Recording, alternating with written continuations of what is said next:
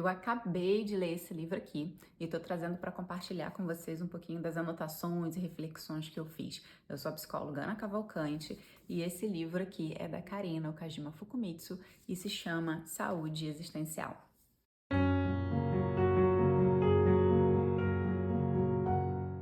A Karina, ela é psicóloga, gestalt terapeuta, psicopedagoga, trabalha com suicidologia e processos autodestrutivos e luto. Então, assim, super recomendo o trabalho dela porque é muito necessário para quem cuida da dor dos outros, esse processo de cuidador que somos nós, terapeutas, psicólogos, pais, orientadores, quem trabalha com saúde em processos de fim de vida, enfim.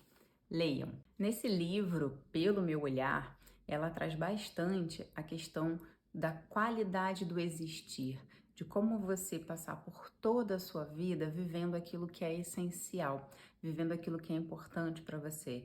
Apesar de todas as dificuldades, adoecimentos, fracassos, traições, que você consiga se manter fiel à sua essência, a você mesma e existir da melhor qualidade possível, mantendo a sua saúde, seu equilíbrio, sua coerência com você mesmo. E logo aqui na página 13 a gente tem a seguinte frase, que ela diz, né, a Karina: acredito que toda catástrofe existencial estimule a apreciação das belezas da vida com maior lucidez. Quem aí já ouviu um caso de pessoas que tiveram que fazer uma cirurgia, passaram por um câncer, e aí quando elas têm a sua vida ameaçada, né? Ou um acidente do qual elas sobreviveram, ou enfim, uma ameaça, nem de fato precisa ter acontecido algo, mas a ameaça à sua vida, a ameaça do fim, fez com que essa pessoa repensasse a vida, olhasse de outra forma e passasse a viver de maneira mais intensa, mais vívida, mais vibrante. Ela traz alguns conceitos muito interessantes nesse livro. Ela fala bastante dos processos que ela viveu, né? Desde lá da infância com a mãe dela, processos de adoecimento que ela teve, processos de perda na família e luto. Então, cada crise existencial dessas, cada dor, cada processo destrutivo de uma certa forma, traz um aprendizado, um olhar, né? Ela viveu esse aprendizado com a história dela e ela se coloca, o que faz com que essa leitura seja muito gostosa de ler. Para mim é muito fácil de ler, como se eu estivesse conversando com ela, porque ela fala em primeira pessoa e deixa tudo muito mais fluido. Tem alguns conceitos que ela traz aqui, como por exemplo, o processo de morrência, extrair flor de pedra. Ela tem um capítulo específico para os educadores, são aqueles que educam as dores. E muito interessante esse livro, gente. A Karina tem um site onde ela vende os próprios livros. E aí eu recomendo que vocês visitem esse site. Eu vou deixar aqui na legenda. Então curte esse vídeo, deixa seu comentário, ativa as notificações aqui no sininho, se inscreve no canal para você poder continuar acompanhando esse tipo de conteúdo, que eu tenho outros livros aqui para trazer para vocês também. Mais um trecho aqui na página 29. É preciso tomar cuidado para não confundir incerteza com insegurança. Sempre teremos a experiência das incertezas, pois não temos o controle das situações. A insegurança diz respeito ao fato de duvidarmos da nossa capacidade e de subestimarmos nossa potência para o gerenciamento das crises. A insegurança traz a ideia fantasiosa de retornar ao destino, de que nunca mais será possível resgatar o fortalecimento no combate à sensação de cansaço que nos assalta e assombra.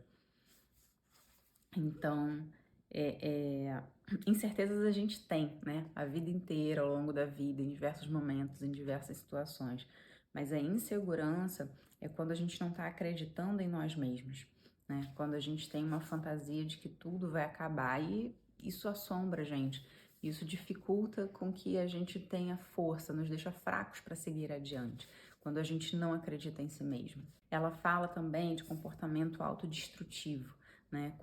Não só quando a pessoa se corta ou quando a pessoa está num processo aí de um suicídio, por exemplo, né? Mas pequenas destruições, autodestruições diárias, quando a gente vai se subestimando, se diminuindo.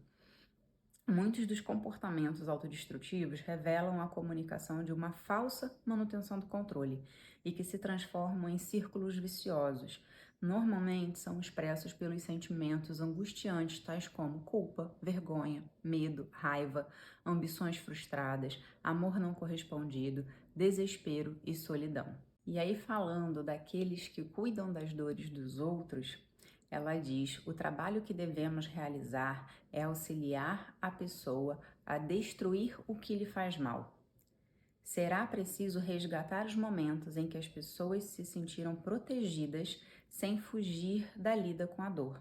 O objetivo principal é desenvolver uma parceria para acompanhar a pessoa em sofrimento, buscando momentos próximos daqueles que oportunizaram a percepção de que a pessoa era e é importante. Porque quando a pessoa está num processo de autodestruição, essa pessoa ela não está conseguindo destruir, pôr fim naquilo que está fazendo ela sofrer. Então ela está pondo fim a ela mesma como uma tentativa de acabar com aquele sofrimento. E é dessa forma que a gente entende muitas vezes o processo que leva a pessoa ao suicídio. Então, quando você cuida de alguém que está nesse processo de autodestruição, a gente precisa entender o que é que ela de verdade quer destruir, o que de fato está fazendo ela sofrer e que ela precisa se perceber potente, capaz, apoiada, segura, para que ela consiga superar e lidar com essa dificuldade, com isso que está fazendo ela sofrer. Não é ignorar o sofrimento, é estar junto com ela para mostrar que ela é importante, que ela em algum outro momento da vida, ainda que muito distante, já sentiu essa proteção, essa segurança e que ela pode contar com isso nesse momento da vida para poder lidar com esse medo dela, com a insegurança, com a incerteza, com o que quer que seja que esteja causando todo esse sofrimento. E mais uma frase: somos atravessados pelo caminho da dor e do sofrimento, mas podemos realizar a travessia com a alternância do amor e do acolhimento. Na verdade, penso que o ser humano quer mesmo é ser compreendido. Mudar não é tarefa fácil, portanto, todas as vezes que desejarmos modificar o comportamento autodestrutivo, teremos a tensão e a pressão como companheiros nessa jornada. Para contrabalancear, será preciso aprender a enxergar a vida a partir de outras perspectivas. E enxergar a vida com nossos próprios olhos exige ressignificação das percepções. Não é só olhar com os nossos olhos, é também mudar a nossa visão. Essa daqui é uma daquelas frases que encaixam perfeitamente no coração da gente e dá um quentinho, sabe? Ser visto é o acalanto mais precioso que podemos receber do outro ser humano quando se está no olho do furacão. Dessa forma, penso que ser visto e ser percebido e respeitado como gente são os primeiros passos para o caminho de volta, pois significa a devolução da dignidade existencial. Quantas pessoas precisam enxergar e se sentir dignas existencialmente e não estão sendo vistas? Quantas pessoas vocês já ouviram falar sobre a solidão no meio da multidão? Gente que tá num casamento, que tá numa família, que tá inserido num monte de amigos, pessoa que tá funcionando, que tá trabalhando, mas não sente que tá existindo. Tão simples, tão profundo. E ela traz o conceito do extrair flor de pedra, que para ela significa deixar aflorar o bom que está adormecido. É elaborar estratégias para facilitar nossa travessia apesar da dúvida. É poder despertar para a missão existencial e tomar propriedade de quem se é. Quantas vezes a gente está passando por uma dificuldade, está desacreditado e a mudança tem que vir da gente, né? A gente está lá no árido, no deserto, no asfalto e tem que brotar uma florzinha dali, né? Porque existe uma semente, existe uma essência, existe algo a brotar, que depende muito do ambiente ao nosso redor. Mas quando o ambiente não é favorável, a gente tem essa potência do desenvolvimento humano e a gente pode, com a companhia curativa, com o apoio sendo visto, tendo alguém para estar ao lado da nossa dor, a gente pode desabrochar, brotar, fazer crescer essa semente, o nosso potencial. E a Karina traz aqui um comparativo que eu achei muito interessante. Ela diz aqui em algum momento, eu não sei onde está essa frase, que ela escolheu elevar a luz dela para ser farol para os outros que estão em sofrimento. Né? Através de todo o sofrimento que ela viveu, ela conseguiu acender sua própria luz e hoje ela se faz farol para os outros que passam por dores e sofrimentos e luto e perda. E aí ela se coloca nessa proposta de trazer esperança para essas pessoas. E aí ela fala sobre o ser doador de esperança e ofertar esperança, que parece a mesma coisa, mas não é. Para ela, ser doador da esperança significa se deixar seduzir pela onipotência e prepotência de que somos as pessoas responsáveis pela solução dos problemas dos outros. Em outras palavras, de que somos os salvadores, aqueles que salvam as dores. Por outro lado, ela investe na oferta da esperança como um convite através das palavras e ações dela mesma, incentivando as pessoas a se sentirem esperançosas quando assumirem suas próprias atitudes. Ou seja, o ponto de partida da esperança é sempre aquilo que a nossa história e alma solicitam. É você partir da sua própria vivência, da sua própria esperança, contagiando a outra pessoa para que ela faça brotar a esperança dela. E aí ela traz uma questão boa e também a resposta. E qual é o jeito de ofertar esperança para continuar apesar das adversidades? E aí ela traz uma citação que diz: é realizar ações de bondade diariamente, demonstrar compaixão, começando com a autocompaixão, revelar o melhor dos outros e de nós mesmos, conservar o amor, inclusive nos relacionamentos mais desafiadores, e celebrar e exercitar o poder da nossa liberdade mental. E desafiador poder lembrar disso tudo, praticar isso tudo todos os dias. É um desafio na nossa vida e imagine fazer isso para também ser uma luz na vida da outra pessoa, para que ela possa enxergar e também aprenda a fazer isso por si mesma. E no capítulo para educadores, que eu tinha comentado lá no começo, ela traz algo bem pontual, como se fosse um método para a gente entender como trabalhar com isso. Ela fala: os pontos principais do trabalho de gerenciamento de crises existenciais são a aceitação dos limites, reapropriação do que é essencial, redirecionamento da agressividade, que é retornada contra si para que possa ser direcionada, e de forma lapidada para fora de si.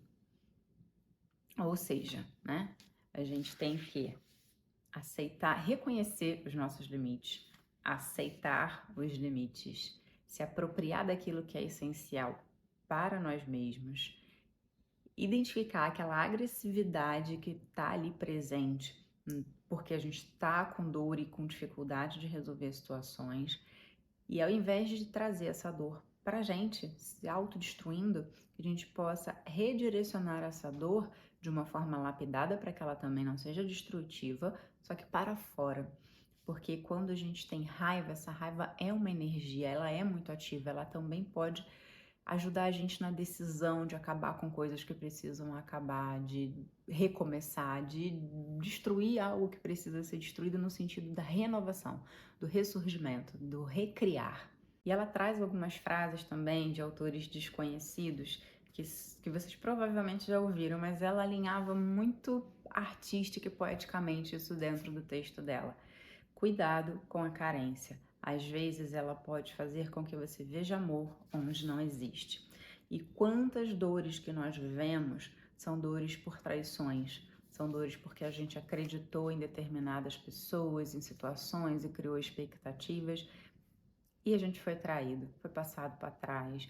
Algumas pessoas se beneficiaram da gente, nos usaram de alguma forma. E então, tente não se entregar à carência para ver as coisas da maneira mais real possível. E ainda nesse tema ela diz: a ferida de ser enganado e traído leva tempo para cicatrizar, mas isso não significa que a pessoa ferida deverá se isolar eternamente nem se fechar para o mundo. Mas enquanto a chaga da traição estiver doendo, é preciso entender que quanto maior é a ameaça, maior deverá ser a proteção. A Karina, ela fala também do quanto a gente precisa aprender com essas experiências para identificar aquilo que nos faz mal e nos mantermos distanciadas daquilo que nos faz mal. A gente precisa aprender a se proteger. E aí ela traz sobre acolher e se afastar, relações nutritivas ou tóxicas. Acredito que quando aprendo sobre o que me faz mal, aprendo também sobre o que não posso deixar entrar mais em minha experiência. Então, com a sua experiência, você aprende e você toma novas atitudes, novas decisões para se preservar. Ela traz uma citação de Rubem Alves, que fiquei com vontade de ler o livro dele, que eu não tinha lido ainda. Não li ainda. Pense na vida como uma imensa roleta. Há probabilidades infinitas à nossa espera. Coisas boas, coisas más. De vez em quando acontece uma coisa boa, de vez em quando acontece uma coisa ruim. Quem é responsável? Ninguém. A roleta é cega. Não foi alguém invisível que fez com que a coisa ruim ou boa acontecesse. Foi um puro acidente, sem razões, sem explicações. Viver é jogar essa roleta sem fim. E aqui ela traz sobre essa questão da gente ficar tentando encontrar um porquê que as coisas aconteceram, quem foi o culpado disso acontecer, por que isso teve que acontecer com a gente, por que isso teve que acontecer agora. E quando a gente está nesse porquê, a gente não assume o que é que a gente vai fazer com isso, como é que a gente vai passar por essa experiência, como é que a gente vai fazer para viver isso e passar por isso e aprender com isso, entendendo ali por esse trecho de Rubem Alves, a vida é assim, acontece. Ninguém é culpado, ninguém é responsável, ninguém escolheu. A gente está aqui e aí a gente vai vivendo, cada um da sua maneira, do jeito que a gente pode. E aí ela traz uma outra citação dela mesma, que para mim é como se fosse um band-aidzinho, sabe? Para aquela frase anterior. Ser elegante é continuar a ter forças para sobrepujar o medo e, apesar do medo, continuar. Tudo é inerente ao ser humano, inclusive o sofrimento. Como super-heróis, queremos somente conquistas e vitórias, mas devemos compreender que a vida é um entrelaçamento de dor, amor, sofrimento, cuidado, ternura, beleza e feiura. Se fosse tudo tão belo, acho que a vida não ia ter tanta graça, né? E às vezes é num dia de chuva que a gente dá mais valor no dia de sol que vem depois. Mais um trechinho aqui. Acho que eu tô lendo muito, né, gente? Mas eu não tô nem 10% do livro, tem muito para vocês lerem aqui. Tudo que aprendemos sobre nós e sobre nossas emoções é chance para nos transformarmos em pessoas melhores e assim aprendermos sobre gratidão pelo que temos e por quem somos. Desse modo, ocupamos o justo lugar de cada existência que se encontra em transformação. E aí, já no finalzinho, tem a seguinte frase: se for para desistir, para que servirá o amanhã? Continuar apesar de. Completa essa frase. Se for para desistir, para que servirá o amanhã?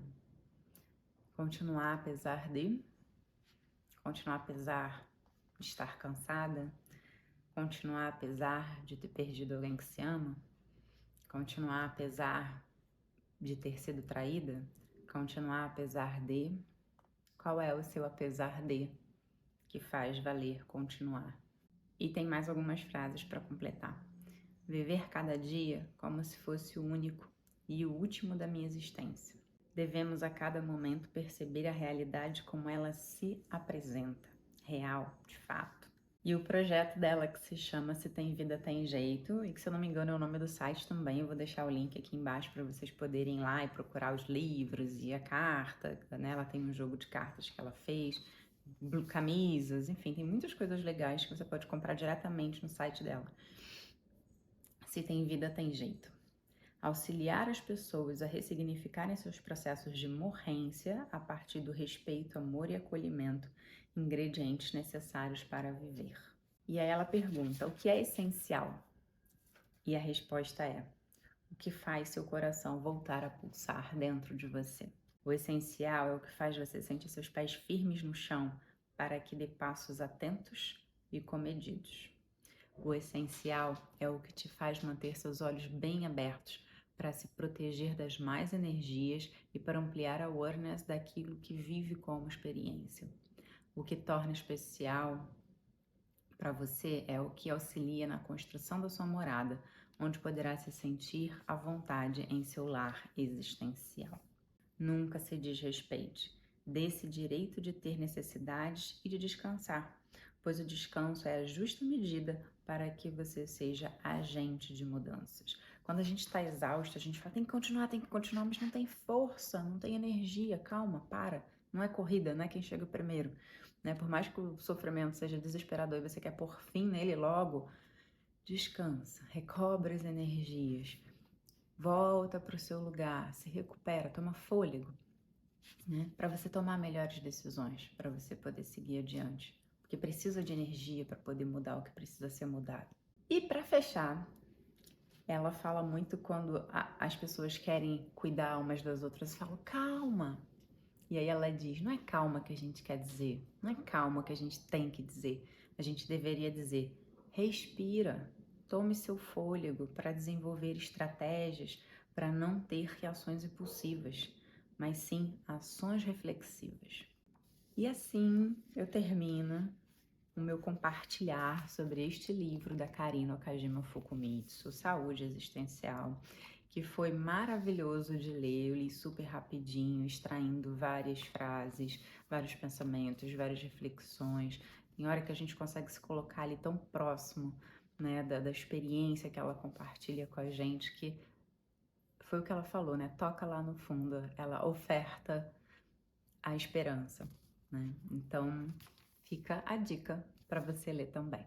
Se você gostou do vídeo, deixa seu comentário aqui. Se tem algum livro que você quer que eu faça um comentário sobre, né? Se eu já li ou uma indicação para que eu leia e compartilhe com vocês, deixa aqui também, tá bom? E até o próximo vídeo.